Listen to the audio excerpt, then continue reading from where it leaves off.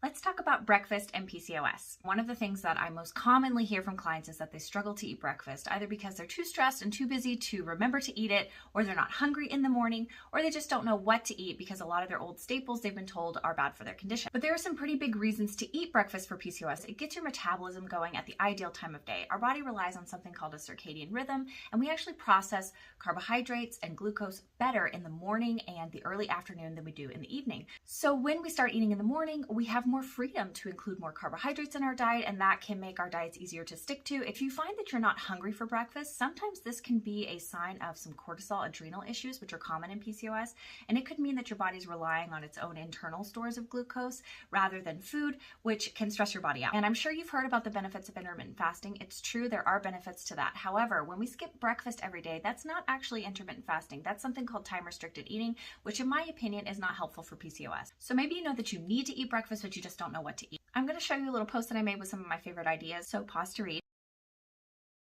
My biggest takeaway from this is that breakfast doesn't need to be complicated. It can be very simple. I often just have a protein shake or a matcha latte with collagen for breakfast, and then I rely on lunch and dinner for my times when I incorporate more anti-inflammatory nutrients. So if you want to challenge me, tell me your favorite breakfasts, and I'll see if I can find a way to make them more insulin resistance friendly.